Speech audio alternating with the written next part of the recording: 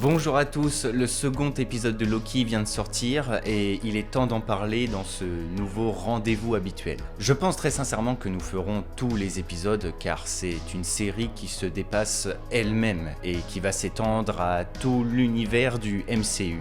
Et là en plus, les choses sérieuses vont commencer, avec l'épisode 3 évidemment. Donc n'hésitez pas à vous abonner et rejoindre la communauté pour ne rien louper de tout ça. Vous êtes nombreux à regarder les vidéos sans être abonnés à la chaîne, c'est totalement le moment de le faire. Bien, que pouvons-nous analyser et théoriser sur cet épisode? Déjà, Lady Loki a été confirmée. Ce n'est pas une très grande surprise pour beaucoup puisque des photos avaient fuité il y a quelque temps déjà. Mais il y avait toujours le doute de « et si c'était Loki qui a simplement changé d'apparence ?» Cela ne semble pas être le cas. Et puis effectivement, le fait de cacher le visage de la personne alors qu'on nous dit que c'était un autre Loki, c'était un petit peu dissonant. Donc voilà, Lady Loki est confirmée. Néanmoins, là où je m'interroge le plus, c'est sur ses intentions. Est-elle vraiment si mauvaise que ça? Surtout qu'elle est une variante de Loki, et Loki n'a pas spécialement un mauvais fond,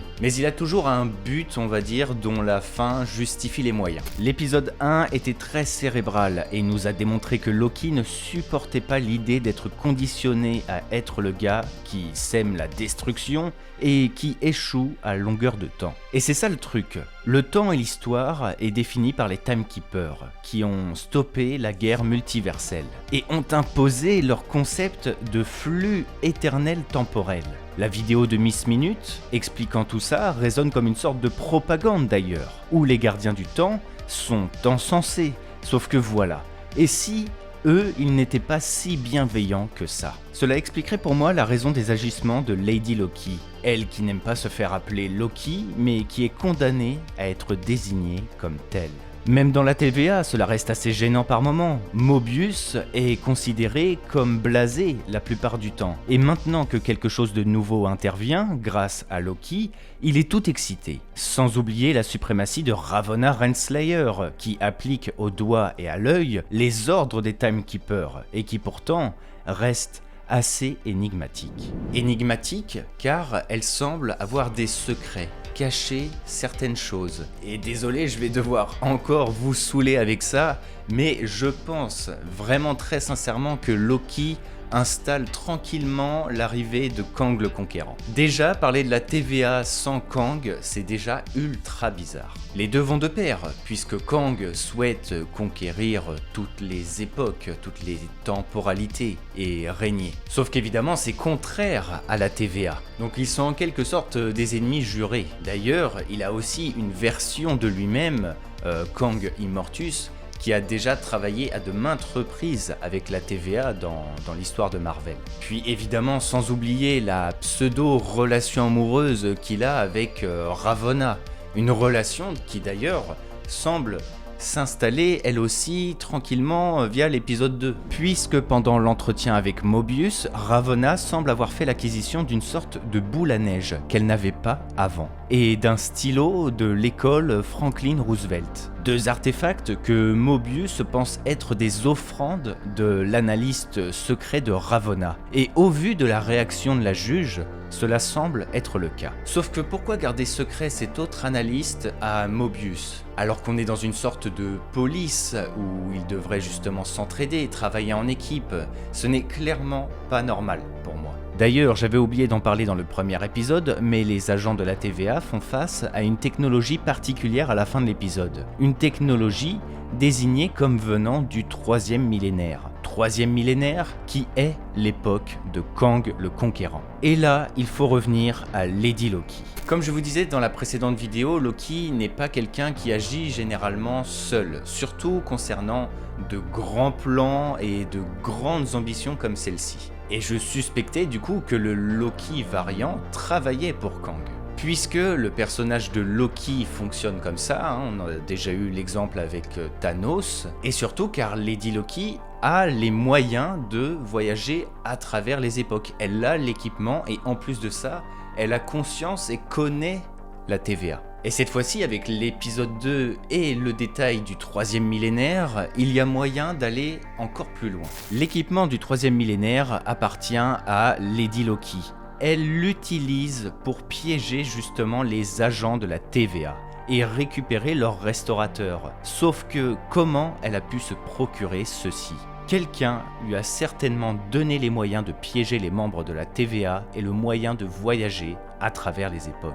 Et pour lier justement aux véritables intentions de Lady Loki, cette dernière vient de possiblement lancer une nouvelle guerre de multiverse. Puisque, comme expliqué par Miss Minute, si un Nexus franchit la ligne rouge, la réalité va s'effondrer et rien ne pourra se réinitialiser. Et c'est ce qu'il s'est passé puisque le flux éternel a sauté, comme le déclarent les agents de la TVA. C'est une manière de s'émanciper du destin imposé par les Timekeepers, avec leur flux éternel temporel, sauf que dans le fond, un seul personnage peut souhaiter une nouvelle guerre multiverselle.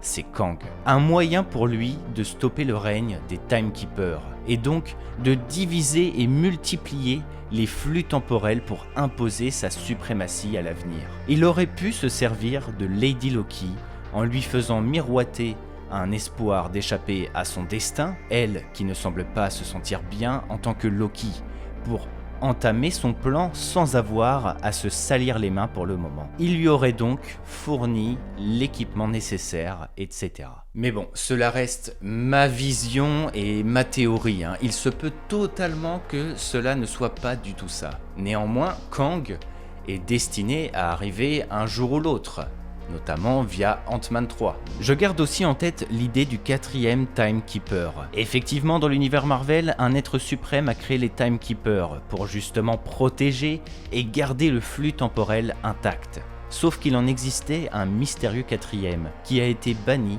par cet être suprême. Personnellement, je ne pense pas que nous aurons la présence à l'écran de cet être suprême qui a créé les Timekeepers, etc. C'est le meilleur moyen de perdre tout le monde, tellement c'est le genre d'entité hyper complexe à comprendre. Néanmoins, l'idée du 4e Timekeeper banni est intéressante, puisqu'on ne sait pas véritablement pourquoi il est banni. Et surtout, il est banni en Égypte en 2500 avant JC, sans moyen de sortir de cette époque. Ce qui veut dire qu'il est accessible en quelque sorte par Loki et Lady Loki, et ce dernier pourrait apporter des réponses sur les origines de la TVA. Origines que Loki n'a pas l'autorisation de connaître, soulignant que quelque chose est caché pour moi. Et on en revient à la propagande. Les véritables origines sont cachées, mais sont réadaptées en vidéo, présentées par Miss Minute, encensant les Timekeepers.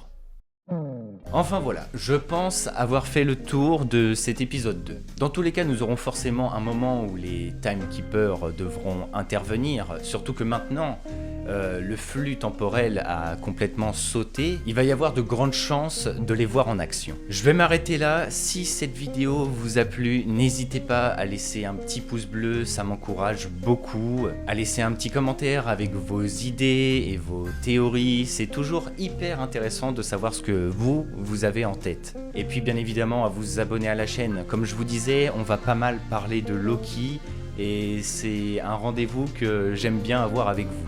Donc je vous attends pour les prochains épisodes. Et voilà, sachez que du lourd arrive prochainement sur la chaîne. Allez, que le Lionheart soit avec vous. C'était Argorok. Allez, ciao tout le monde.